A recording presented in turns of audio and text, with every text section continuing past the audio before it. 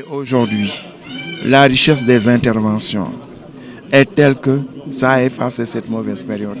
Je trouve que si on exploite très bien au niveau de la communication et de la presse, tout ça, ce qui a été dit ici, nous avons ici un socle qui nous permettra de construire le Sénégal de demain. Et aujourd'hui, avec ce débat, nous allons permettre au nouveau monde d'accélérer son apparition et de nous éviter les monstres, de nous éviter la tyrannie de la médiocrité. Parce que loolu la ñu am fii des gens yoo xam ne kenn xamul leen kenn xamul ku leen xam suñu waxee nga xeeb leen suñu jëfee nga xeeb leen suñu bindee nga xeeb leen des noms sociaux ñoo fi nekk monopoliser la communication. Heureusement aujourd'hui, avec la qualité des interventions, à tout point de vue, des interventions politiques, société civile, privée, église, religion, tout le monde a été à la hauteur. Je suis très satisfait. Je n'ai pas entendu pour l'essentiel des discours politiciens. Voilà, j'ai entendu des discours très consistants où les problèmes ont été posés.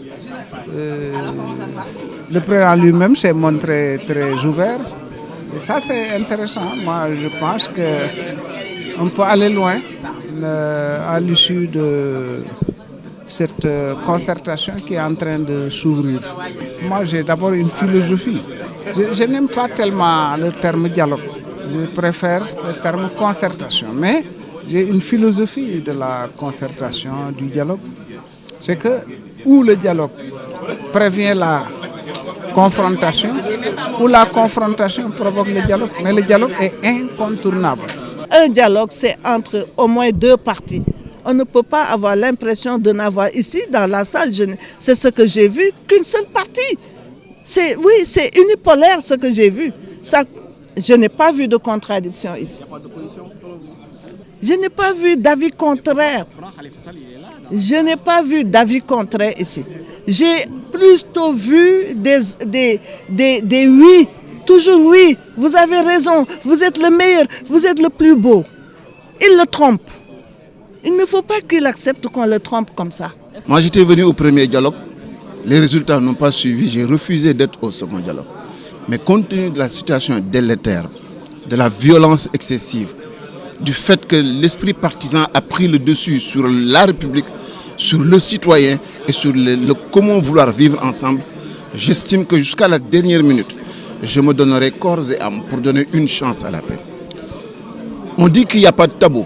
On va mettre tout sur la table, en commençant par le troisième mandat, y compris la participation de tous les candidats sans exclusive à l'élection présidentielle, l'arrêt de l'acharnement sur un parti ou des partisans, le fait que les éléments de la société civile ou les journalistes soient acculés, soient mis dans des conditions extrêmes, cette situation de pression que rien ne justifie n'augure rien de bon. Et à mon niveau, je pense que le temps aujourd'hui de la désescalade est venu. Et cela importe peu d'accrocher quoi que ce soit sur qui que ce soit. Tant et si bien que chacun d'entre nous va dans la bonne dynamique et dans la bonne direction. Discutons, faisons ce qu'il faut, mais soyons sûrs de partir sur de bonnes bases. Je vous dis aujourd'hui, regardez toute la tension politique que nous avons. Si le président de la République déclare ici, dans la salle, qu'il renonce à son troisième mandat, et il est d'accord pour qu'on modifie les articles 29, 30, 31 et 57 du code électoral, demain, nous avons la paix sociale dans notre pays. Et ça, ce n'est pas une question de dialogue. La question de la troisième candidature, ce n'est pas une question de dialogue politique. C'est le président de la République qui l'a dit directement dans son dialogue avec le peuple sénégalais. Il respecte cet engagement-là aujourd'hui. Et demain, il s'engage à modifier les articles 29, 30, 31 et 57. Nous sommes dans la paix civile. Nous sommes dans la stabilité politique. Donc, il faut inviter le président de la République à s'engager, à prendre des engagements sur ces questions-là. Ce principe-là, il faut le maintenir. Il faut dialoguer, continuer à discuter. Et encore une fois, je crois que ce dialogue va produire des résultats. Parce que nous sommes entre acteurs. Il y a des acteurs qui ont déjà des préoccupations. Nous aussi, nous avons nos préoccupations. Nous allons les confronter, argument contre argument, et on va bâtir des consensus. Et certainement, il y en aura à la fin du dialogue qui peut aller très vite. Parce qu'on l'avait déjà commencé. Et depuis avant la Covid-19, nous avions commencé le dialogue. Donc il suffit de reprendre le dialogue au niveau de reprendre les commissions là où nous étions arrêtés et d'aller vers des consensus forts pour approfondir la démocratie. Je pense que le président de la République, organisateur de ce dialogue, a montré en quoi son approche est consensuelle. Parce que son approche consensuelle l'a poussé à ne pas élaborer les termes de référence avant l'ouverture et à demander à ce que ces termes de référence, la feuille de route, l'agenda puissent être co-élaborés et discutés ensemble.